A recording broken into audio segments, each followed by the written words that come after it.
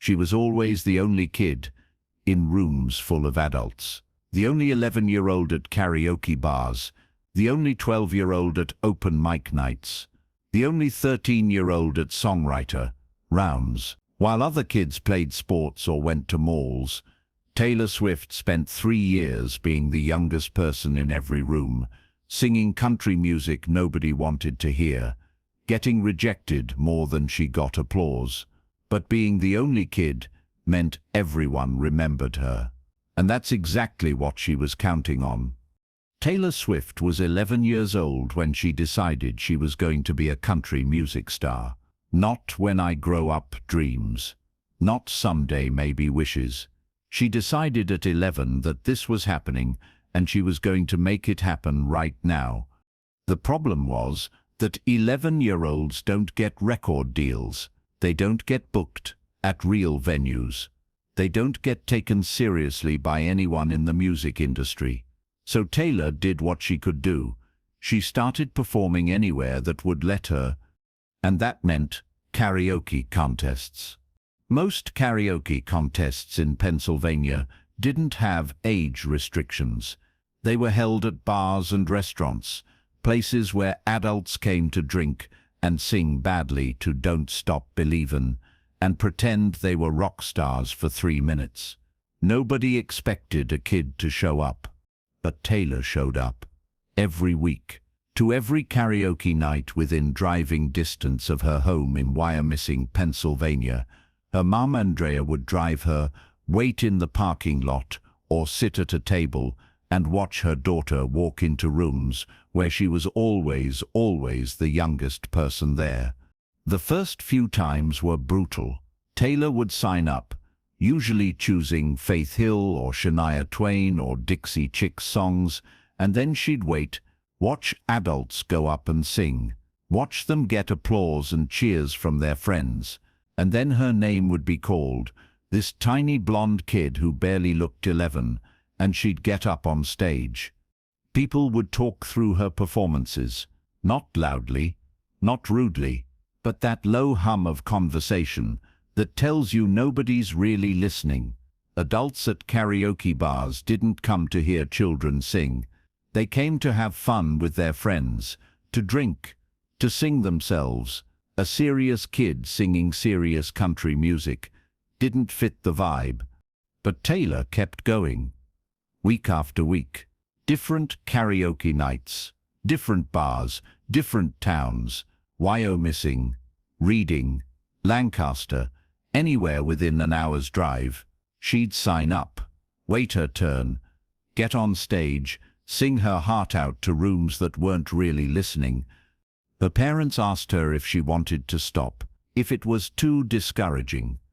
Taylor said no. She needed stage time. She needed to learn how to perform, and this was the only way an 11-year-old could get it. The thing about being the only kid in an adult space is that you become memorable whether people are listening or not. By the third or fourth time Taylor showed up to the same karaoke night, people started noticing, oh, it's that kid again. The one who always sings country. She's actually pretty good. That's what Taylor was counting on. Being memorable. Being the one people talked about. Even if they weren't listening during her performance. They remembered after, the kid who kept coming back. The kid who took it seriously, when everyone else was just having fun. The kid who was working, when everyone else was playing. At 12, Taylor expanded beyond just karaoke nights. She started looking for any local event that needed performers, county fairs, street festivals, charity events, grand openings for businesses. If there was a stage or even just a microphone and a crowd, Taylor wanted to be there. Her parents, Andrea and Scott, supported this fully. They didn't push her. If anything, they probably wished she'd slow down, be a normal kid, go to sleepovers and mall trips like her friends. But Taylor was driven in a way that surprised even them. She'd come home from school, do her homework, and then immediately start looking for performance opportunities. She created a list.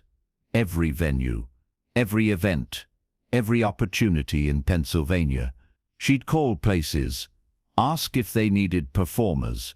Most said no. Some laughed. Why would we book a 12-year-old? But some said yes.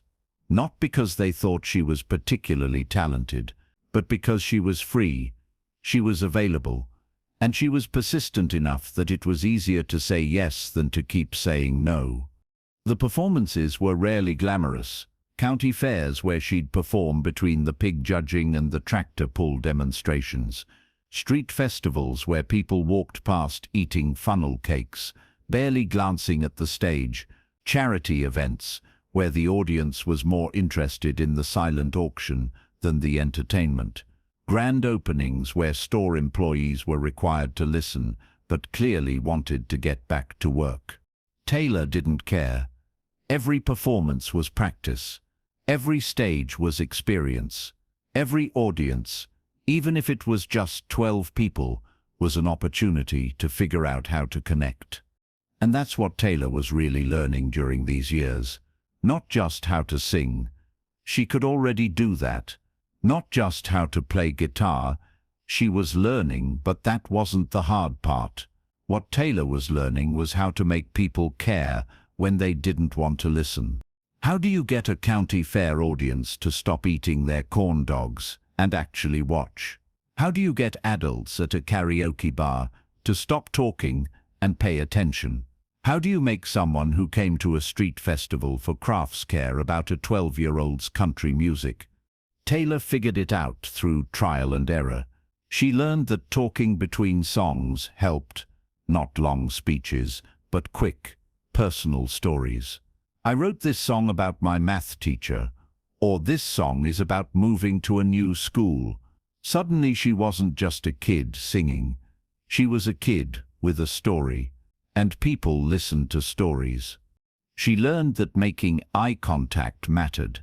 Instead of looking at the back of the room or at the ceiling like a lot of performers do, Taylor would look directly at people in the audience. Find one person, sing a line to them, move to another person.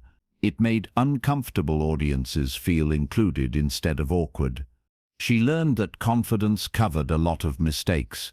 If she forgot lyrics or hit a wrong note, she'd smile and keep going like it was part of the plan. Most audiences wouldn't even notice if you acted like everything was fine. These weren't skills you could learn from YouTube tutorials or music classes. These were skills you learned from doing it wrong 50 times until you figured out what worked. By 13, Taylor had performed at dozens of venues across Pennsylvania. She'd entered 23 different karaoke contests. She'd sung at street festivals, county fairs, charity fundraisers, corporate events, garden parties, store openings, sports games. She'd performed the national anthem at baseball games where people kept talking. She'd played songwriter rounds at coffee shops where she was the only person there who couldn't legally drink coffee. And she almost never won. When she entered contests or competitions, she rarely placed. The judges didn't want a kid doing country music. They wanted adults doing classic rock or pop. They wanted entertainment, not ambition. Taylor's performances were too serious, too professional, too focused. She wasn't there to have fun. She was there to work, and that made judges uncomfortable. But losses didn't stop her. If anything, they made her more determined. Every rejection was just another room that didn't understand her yet. Every contest she didn't win was just more proof that she needed to get to Nashville, where people would get it. Because that was always the plan. These 3 years in Pennsylvania weren't the goal, they were preparation. Taylor knew she needed to move to Nashville eventually. That's where country music happened. But she also knew she couldn't move to Nashville as just another kid with a dream. She needed to arrive with something nobody else had. 3 years of stage time. 3 years of performing for audiences that didn't want to listen and making them listen anyway. 3 years of being rejected and showing up the next week. 3 years of being the only kid in rooms full of adults who thought they knew better. That was her edge. By the time other kids her age were just thinking about maybe wanting to be singers, Taylor had already done hundreds of performances. She'd already learned how to work a room, how to connect with strangers, how to handle rejection, how to keep going when nobody was cheering. The other thing about being the only kid in adult spaces was that adults remembered her, and not always positively. Some venue owners thought she was precocious and annoying. Some karaoke regulars complained that a kid was taking it too seriously and ruining the fun vibe. Some judges at competitions wrote her off as a child who'd grow out of this phase. But some adults saw something else. They saw work ethic, they saw determination, they saw a kid who showed up week after week, improving incrementally, learning from every performance. And those adults started talking. One of them was a songwriter who saw Taylor at a showcase when she was 13. He told a friend in Nashville, that friend told someone at a publisher, that publisher mentioned it to someone at BMI. By the time Taylor and her family decided to move to Nashville when she was 14, there were already a few people who'd heard her name, not because she'd won competitions or gotten famous, but because she'd been so consistently present, so persistently professional, so memorably young, that the Whisper network had picked up on her. That's what those 3 years brought her. Not fame, not success, not even particularly good performances.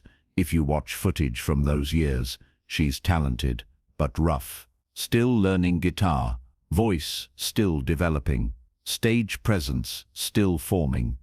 What those 3 years brought her was hundreds of hours of practice that most aspiring artists don't get until they're already signed. It brought her the ability to walk into any room and command attention. It brought her the confidence to handle rejection like it was just weather, annoying but temporary. It brought her a reputation as a kid who didn't quit. Most importantly, it brought her the understanding that audiences don't care about you by default. You have to make them care. You have to earn their attention. You have to figure out how to connect, even when they don't want to. Those are skills you can't learn from music lessons or YouTube videos. You learn them by being the only kid at a karaoke bar, singing Faith Hill to people who wish you'd hurry up so they could sing Livin' on a Prayer. When Taylor Swift moved to Nashville at 14, she wasn't starting from zero. She'd already done the work that most artists don't do until they're in their 20s. She'd already learned how to fail in front of people and come back the next week. She'd already figured out how to make strangers care about her songs. Those Pennsylvania years, ages 11 to 13, weren't the beginning of Taylor Swift's career. They were boot camp. They were the 3 years where she learned that being talented wasn't enough. You had to work harder than everyone else. You had to show up when nobody was asking you to. You had to be willing to be the only kid in the room and perform anyway. People talk about Taylor's Nashville years, her first record deal, her debut album. Those are the moments that made her famous. But the moments that made those moments possible happened in Pennsylvania, in karaoke bars where she was too young to be, at county fairs where nobody was listening, at open mics where she was the only person under 25. Those were the years that taught her the most important lesson of her career. The audience doesn't owe you anything, not their attention, not their applause, not their time. You have to earn it, every single time, even when you're 11 years old and the adults just want you to finish so they can sing Bon Jovi. Taylor learned to earn it. In rooms that didn't want her there, in contests she didn't win, in performances where people talked through her songs, she learned to earn attention, earn respect, earn memory. By the time she was 13, She'd performed more than most professional artists perform in their first year of touring. She'd been rejected more times than most people try. She'd been the only kid in the room so many times that she stopped feeling like an outsider and started feeling like that was her advantage. Because being the only kid meant she was memorable. Being different meant people talked about her. Being persistent meant people couldn't ignore her. Being professional when everyone else was playing meant people took her seriously, eventually. Those 3 years in Pennsylvania weren't the glamorous part of Taylor Swift's story. There are no viral moments from those karaoke bars. No hit songs came from those county fair performances. Nobody talks about the 23 contests she entered, or the hundreds of hours she spent in cars driving to venues that barely cared she was coming. But those years built everything that came after. They built the work ethic that made her the biggest touring artist in history. They built the connection skills that make 70,000 people feel like she's singing to them personally. They built the resilience that kept her going through every industry challenge, every public controversy, every moment when people said she couldn't or shouldn't. At 11, 12, and 13, Taylor Swift was the only kid in rooms full of adults. She was too young, too serious, too persistent, too professional. She didn't fit. She wasn't supposed to be there. But she showed up anyway. Week after week, rejection after rejection, performance after performance, learning in public, failing in front of strangers, getting better so incrementally that nobody noticed until suddenly she was good. That's the story nobody talks about. The 3 years before Nashville, the years when she wasn't Taylor Swift, the superstar, she was just Taylor, the kid who kept showing up to karaoke nights, the only kid in the room who knew exactly what she was doing there. She was building a foundation, brick by brick, performance by performance, rejection by rejection. And by the time she was 14 and moved to Nashville, that foundation was solid enough to build an empire on. If you're trying to build something, a career, a skill, a dream, remember the 11-year-old at the karaoke bar. Remember that being the only one doesn't mean you don't belong. It means you're memorable. Remember that rejection doesn't mean stop. It means show up again next week. Remember that small audiences and unglamorous venues aren't failures. They're practice. Taylor Swift spent 3 years being the kid nobody wanted to listen to. She showed up anyway. She earned their attention. She learned to make them care. That's not just a music career origin story. That's a blueprint for becoming anything you want to be. Show up, even when you're the only one. Especially when you're the only one. Because being different is only a disadvantage if you give up. If you keep showing up, eventually different becomes memorable, and memorable becomes legendary.